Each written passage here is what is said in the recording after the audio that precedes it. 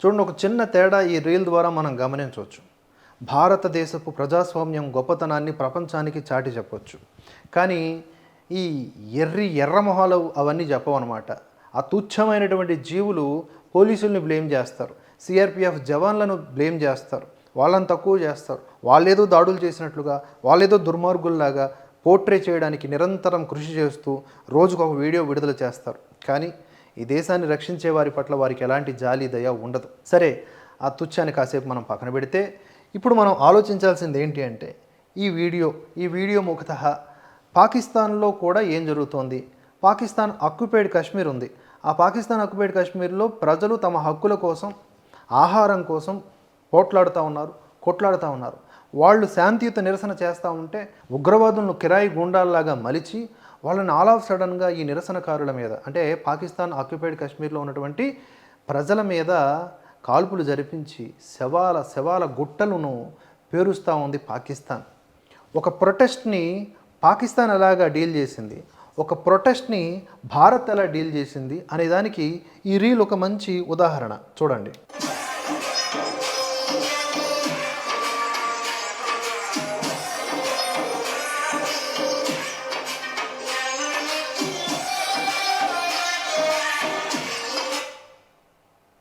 ने हमारे बेशुमार भाइयों को शहीद कर दिया है, जख्मी कर दिया है।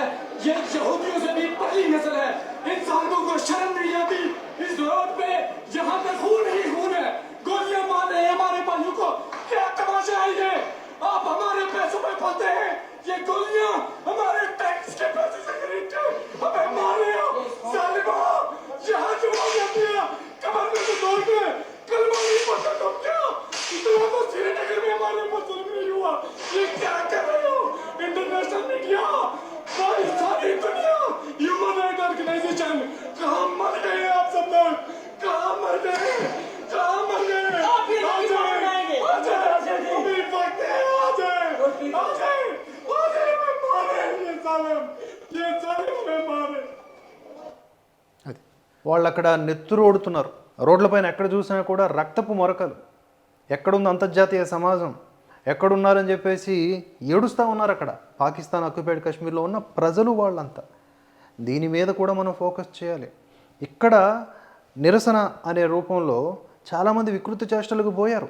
వాళ్ళ మీద లాఠీచార్జ్ జరిగింది నిజమే, కానీ వాళ్ళు ఫస్ట్ ఆఫ్ ఆల్ పోలీసుల మీద పెప్పర్ స్ప్రే చేశారు, పోలీసుల మీద రాళ్ళు విసిరారు. ఇదంతా జరిగిన తర్వాత ప్రతిచర్యలో భాగంగా పోలీసులు కొట్టడం జరిగింది. ఆ మాత్రం యాక్షన్స్ తీసుకోకపోతే వాళ్ళు డైరెక్ట్గా వెళ్ళి పార్లమెంట్ని తగలబెట్టేదాకా చూస్తూ ఊరుకోవాలా చెప్పండి. అలాగే ఇప్పుడు చూశారు కదా ఒక రీల్ పైన కనిపించినటువంటి దృశ్యం. చిన్న చిన్న పిల్లలు, ఈ ఇన్స్టా ఇన్ఫ్లుయెన్స్లో ఉన్నవాళ్ళు, లేకపోతే సరదాగా వాళ్ళకి ఇంకా పూర్తిగా లోకం తెలియదు అనమాట, ఏది చేస్తే ఏమవుద్దో. అలాంటి వాళ్ళు అక్కడ వెనక పోలీసు అధికారులు ఉన్నా, పోలీసులు ఉన్నా, ఆర్ఏఎఫ్ ఎవరున్నా సరే హాయిగా రీల్స్ చేసుకున్నారు. వాళ్ళతో కలిసి కొంతమంది పోలీసులు రీల్స్ చేశారు, అంకుల్స్ అని పిలిస్తే పలికారు, కొంచెం కామెడీ చేస్తే అందులో కూడా ఇన్వాల్వ్ అయ్యారు. ఇదంతా కూడా ఇక్కడ మన భద్రతా సిబ్బంది వ్యవహరించిన తీరు. నిజమైనటువంటి నిరసనకారులతో తేడాగా బిహేవ్ చేస్తే తొక్క తీసేశారు, అది కూడా ఉంది.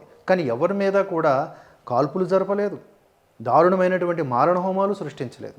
కానీ ఈ తుచ్చమైన జీవులు ఏం చేస్తూ ఉంటాయి, ఈ తుచ్చాలు ఏం చేస్తూ ఉంటాయి, పోలీసులు దారుణంగా బిహేవ్ చేశారు, పోలీసులు అటాక్ చేశారు, పోలీసులు అది చేశారు, విద్యార్థుల మీద దాడి చేశారు. విద్యార్థుల మీద అక్కడ విద్యార్థులే లేరు, 2800 మంది నేరగాళ్ళు వచ్చారు. 2800 మంది హత్యలు అత్యాచారాల బ్యాక్గ్రౌండ్ ఉన్న వాళ్ళు వచ్చారు.